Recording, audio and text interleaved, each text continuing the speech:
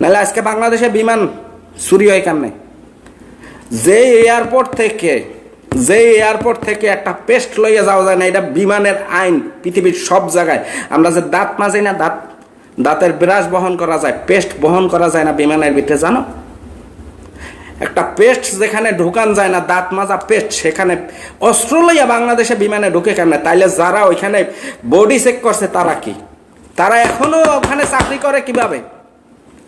ওই পোলার দোষ কি? দোষ তো তাদের, যাদের কারণে ওখানে ঢুকতে পারছে ওই বিমানের ভিতরে। সেই অফিসাররা কারা, ডিউটিতে কারা ছিল ওই টাইমে, তারা এখনো চাকরি করে কিভাবে বাংলাদেশে?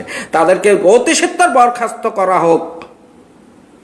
আজকে বিমান চুরি হয়েছে, কালকে মাননীয় প্রধানমন্ত্রী যখন বিমানে উঠবে, আর একটা সম্মানিত ব্যক্তি যখন বিমানে উঠবে, সেই বিমান হাইজ্যাক হইবে, ড্রাইভার কে দিবে? আমরা প্রবাসীরা বিমানে উঠে, এক একটা অর্থমন্ত্রী, আমরা প্রবাসী, এক একটা অর্থমন্ত্রী বাংলাদেশে। আমরা টাকা পাঠাই বাংলাদেশ থেকে টাকা আনি না, তাইলে আমরা অর্থমন্ত্রী বাংলাদেশে। সেই প্রবাসীরা যদি গুমাইয়া যায়, এর ড্রাইভার কে দেবে?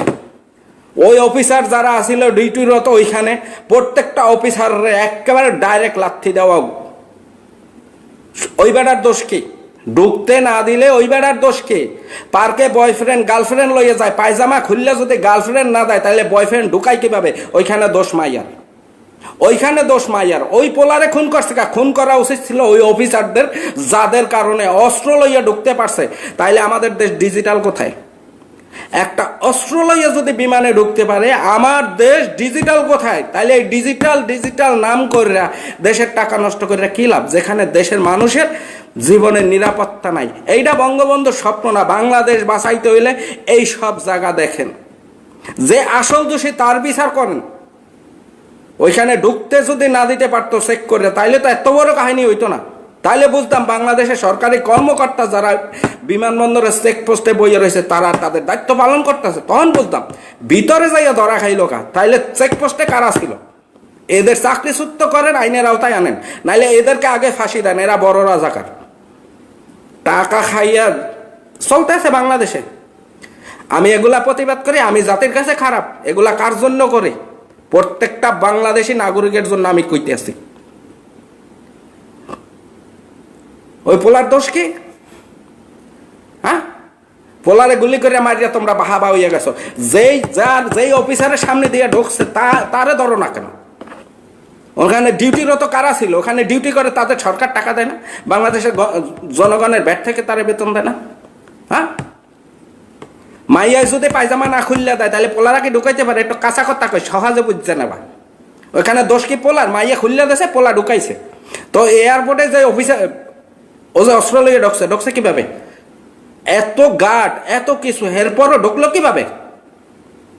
অফিসারগুলা কারা? তাদেরকে আইনের আওতায় আনেন। দোষ ওই পোলার। মারিয়া লাগছেন, আপনারা হিরো হয়ে গেছেন, স্যার তারে মারছি, জায়গা মতোই তো কিছু করতে পারেন নাই। ওই পর্যন্ত গেল কিভাবে? কেউ বাংলাদেশে জিগাইবে না। জিগাবার কলিজা তোদের নাই। তোরা দেখছো আসাদের মুখ খারাপ, তোদের সেই কলিজা নাই। থাকলে আমারে ভুল বুঝলি না। বাংলাদেশে যদি বাংলা মায়ের ভালোবাসার একটা নিঃস্বার্থ ব্যক্তি থাকে, তাহলে এই আসাদ আছে। আসাদের মুখের ভাষায় তোরা সবাই দেখছো।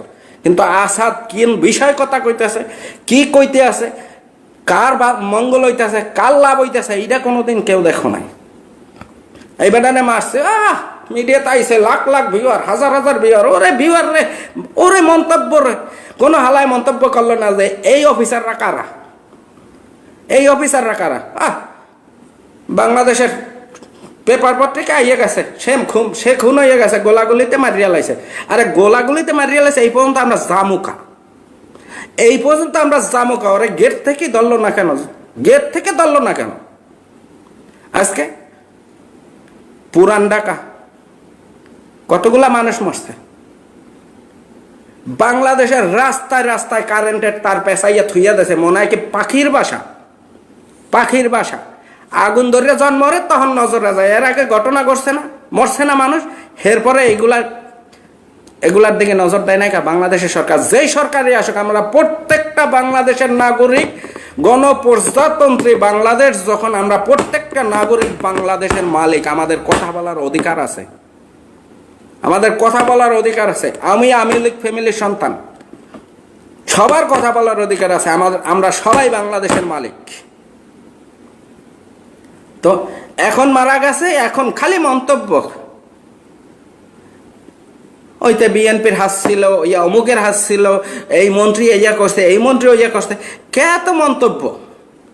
যেখানে কমার্শিয়াল এরিয়া সেখানে শুধু কোম্পানি থাকবে, সেখানে কোনো মানুষ বসবাস করতে পারবে না। পৃথিবীতে সব জায়গায় এইরকম সিস্টেম। যেখানে আবাসিক এরিয়ার ভিতরে কোনো কোম্পানি থাকতে পারবে না, সে মন্ত্রী মিনিস্টার হইলেও কোনো কোম্পানি থাকতে পারবে না, কারণ আবাসিক এলাকায় জোরে গান বাজান যায় না, বিয়ার অনুষ্ঠান হইলে পুলিশের কাছ থেকে অনুমতি আন জোরে গান বাজাইতে পারে। এই হয়েছে আবাসিক এলাকা। বাংলাদেশের পরিবর্তন আমরা সবাই চাই, কিন্তু কেউ তো আমরা পরিবর্তন হই না। তাহলে পুরান ঢাকায় এখন কইতেছে কোনো রাসায়নিক থাকতে পারবে না, খালি দোষ হয় রাসায়নিকের। তোমরা যে কারেন্টের তারগুলা জুলাই মেলাইয়া থুইয়া দোছো, এখানে খালি বল্লার বাসার মতো পড়ে রয়েছে, কি জানা পাখির বাসা। ওই তো যদি কোনো কায়দায় আগুন লাগে, এইবার তো মরছে কয়জন? পুরান ঢাকা ধ্বংস হইয়া যাইবে। বাসা, বাংলাদেশের মানুষ বাসা, এইগুলা পরিবর্তন কর। পৃথিবীর সব দেশে মাটির নিচ দিয়ে কারেন্টের তার যায়, ঘরের ভিতরে কোথায় ঢুকছে, কোথা দিয়ে আইছে হেয়ে দেখে না। আর মগ দেশে জুলাই থাই, আরে বাবারে, কেউ ছায়া হোকা দেয়, কেউ বেলাস হোকা দেয়, কেউ বেরাসিয়ার হোকা দেয়, দেখায় মগ দেশে কারেন্টের তার আছে, এবার জুল্লা থাই মরিয়া যায়। ডিজিটাল, সব জায়গায় ডিজিটাল।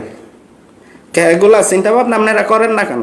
পরিবর্তনই যখন চান, আজকে মাননীয় প্রধানমন্ত্রী একটা ভাষণ দিয়েছে, আমার সিনা টানা হয়ে গেছে।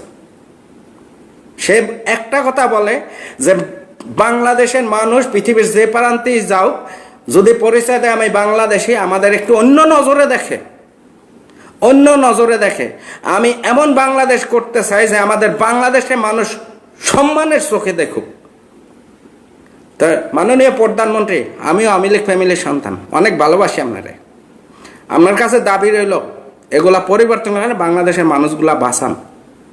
এইসব কর্মকর্তারে জিগান যে এইখানে যে কারেন্টের তারগুলা ঝুলিয়া রয়েছে, এইতে যদি আগুন লাগে তাহলে কত মানুষ মরবে। আজকে গ্যাস সিলিন্ডার বন্ধ করবেন। প্রত্যেকটা গাড়িতে বাংলাদেশে যে সেকেন্ড হ্যান্ড গ্যাস সিলিন্ডার ব্যবহার করা হয় জানেন, এক্সপায়ার হয়ে যায়। একটা গ্যাসের সিলিন্ডার 10 বছর পর্যন্ত ব্যবহার করা যায়, 10 বছর পর্যন্ত। সেই 10 বছরের পর বা 15 বছর চালায়, হেয়ার পর নিয়ে ওইটা বেশি চালায়। আবার সেইখান থেকে কিনে আনে বাংলাদেশের সিএনজি এবং বাসের ড্রাইভাররা। এগুলো আপনারা চেক করে লাইসেন্স দেন না? কিভাবে তাদের রোড এক্সাম, রাস্তায় গাড়ি চলাচল করার জন্য এইয়া দেয় কারা? এগুলা বন্ধ